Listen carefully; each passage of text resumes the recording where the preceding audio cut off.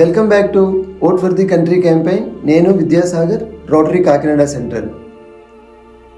ఈ vote for the country క్యాంపెయిన్లో నరేష్ గారిని కూడా అడిగి తెలుసుకుందాం. నరేష్ గారు director, time institute, Kakinada.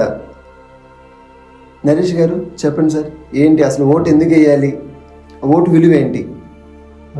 First of all thank you Sagar గారు ఫర్ ది ఆపర్చునిటీ, అండ్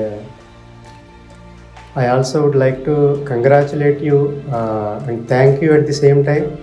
ఎందుకంటే జనరల్గా అది బాగాలేదు ఇది బాగాలేదు అని చాలామంది కబుర్లు చెప్తూ ఉంటారు, కానీ ఆ బాగాలేని దాన్ని సరిదిద్దడానికి ఎవరో యాక్షన్ తీసుకోరు. అలాంటి యాక్షన్ మీరు తీసుకుంటున్నారు కాబట్టి నేను ఖచ్చితంగా మిమ్మల్ని కంగ్రాచులేట్ చేయాలి. అట్ ది సేమ్ టైం మీకు థ్యాంక్స్ కూడా చెప్పాలి. సో మీరు చెప్పినట్టు ఓట్ వేయడం అనేటటువంటిది చాలా ఇంపార్టెంట్. అది అందరూ చెప్తూ ఉంటారు, మనం రోజు వింటూ ఉంటాము.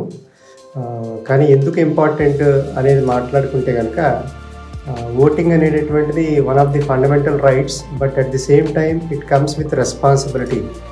బాధ్యతతో కూడినటువంటి హక్కు ఏదైనా ఉంది అంటే మనకి రాజ్యాంగంలో అది ఓటు వేయడమే. అందుకని ఓటు ఎవరైతే వేయరో they do not have any right to talk about there rights. Vote వేయనటువంటి వాడికి రాజ్యాంగబద్ధమైనటువంటి ఏ హక్కుల గురించి మాట్లాడేటటువంటి హక్కు ఉండదు. అది అందరూ గుర్తుపెట్టుకోవాలి. సో ఎందుకు ఉండదు అంటే మార్టిన్ లూథర్ కింగ్ జూనియర్ ఆయన ఒక మాట చెప్తారు.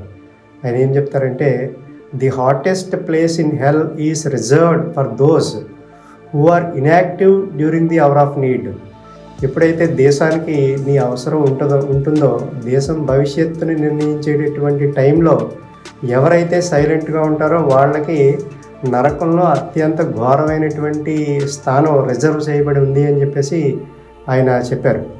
సో ఆ మాటలను బట్టే మనం ఓటు అనేటటువంటిది వెయ్యకపోవడం వల్ల మనం ఎంత పెద్ద తప్పు చేస్తున్నామో ఆ తప్పుకి పర్యవసానం ఏంటి అనేటటువంటిది కూడా అందులో ఆయన చాలా క్లియర్గా చెప్పారు. సో ఇందులో రెండు విషయాలు మనం గుర్తుపెట్టుకోవాలి. ఒకటిది ఓటు వేయడం, రెండోది ఆ ఓటు ఎవరికి వేస్తున్నాం అనేటటువంటిది కూడా చాలా ఇంపార్టెంట్. సో ఎందుకంటే ఆయన ఇంకొక చోట ఇంకొక మాట చెప్తారు ఏంటంటే, in the fight between good and evil not taking any side is taking the side of evil. అంటే చెడుకు మంచికి జరిగేటటువంటి యుద్ధంలో ఏ సైడు తీసుకోకపోవడం అనేటటువంటిది చెడు పక్షాన్ని నిలవడమే అని ఆయన ఇంకొక మాట కూడా చెప్తారు.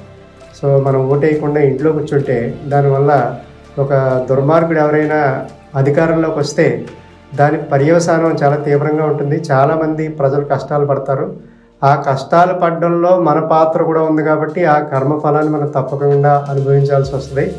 సో మన పురాణాలు అవి చూసుకున్నా కూడా మన మహాభారతాన్ని తీసుకుంటే చాలా ధర్మాత్ములుగా పేరు పొందినటువంటి భీష్ముడు, ద్రోణాచార్యుడు వీళ్ళంతా కూడా ఇష్టం లేకపోయినా కూడా అధర్మం పక్కన నిలబడడం వల్ల వాళ్ళు చాలా కష్టాలు పడి ఘోరమైనటువంటి మరణాన్ని పొందారు. సో అందుకని ఇన్ని కాన్సిక్వెన్సెస్ ఉన్నాయి. ఇవన్నీ మనం గుర్తుపెట్టుకోవాలి. ఏదో ఓటు అంటే చాలా సింపుల్గా వేస్తే ఏంటి వేయకపోతే ఏంటి అని మనం చాలా సింపుల్గా తీసుకుంటే మాత్రం అది చాలా తప్పు. దాని కాన్సిక్వెన్సెస్ మనం చేసినటువంటి పని యొక్క పర్యవసానాలు ఖచ్చితంగా మనం అనుభవించి తీరాల్సిందే. అందుకని ప్రతి పౌరుడు కూడా తన హక్కుల గురించి మాట్లాడేటటువంటి హక్కు కోల్పోకుండా ఉండాలి అంటే తప్పకుండా ఓటేయాలి. అది విన్నారు కదా, నరేష్ గారి మాటలు వింటుంటే ఇప్పుడే పోలింగ్ బూత్కి వెళ్ళి ఓటేయాలన్నంత ఇన్స్పిరేషన్గా ఉంది. కానీ మే 13 వరకు ఆగాలి. మే 13 అందరూ ఓటేద్దాం. Vote for the country. Thank you. నేను విద్యాసాగర్, రోటరీ కాకినాడ సెంట్రల్.